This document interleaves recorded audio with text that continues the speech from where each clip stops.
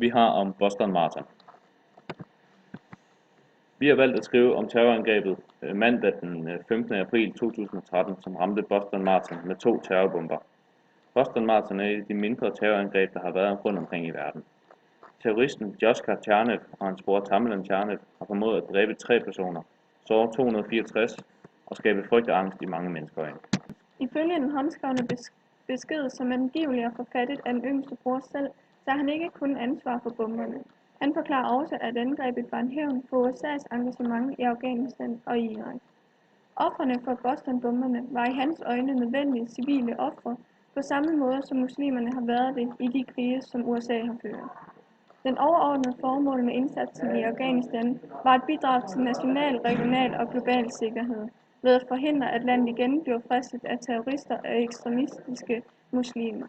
Samtidig skal den amerikanske indsats bidrage til fremvæksten af et stabilt og mere udviklet Afghanistan, som kan tage vare på egen sikkerhed, fortsætte en demokratisk udvikling og fremme respekten for menneskerettigheder. Vi mener, at de 2 brødre gjorde det af anerkendelse. Det mener vi ud fra, hvad den 19-årige mistænkte for bombeanslaget mod Boston Marathon, Joshua Tsarnaev, har begrundet. Han begrunder det med, at det de 2 brødre gjorde, var raseri over USA's krigsførsel i Irak og Afghanistan, som var blandt motiverne til handlingen. Joshua Tsarnaev skrev en forklaring på en af væggene i båden, hvor han blev pågrebet. USA's regering dræber vores uskyldige civile. Vi muslimer er én krop. Når man skader én, skader man alle. Det stod der blandt andet på væggen. Han forklarer også, at angrebet var en hævn over for USA's engagement i Afghanistan og Irak. Ofrene for Boston-bomberne var i hans øjne nødvendige civile ofre på samme måde som muslimer har været i de krige, som USA har ført. Brødrene formåede med terroraktionen at dræbe 3 personer, såre 264 og skabe frygt og angst i mange mennesker.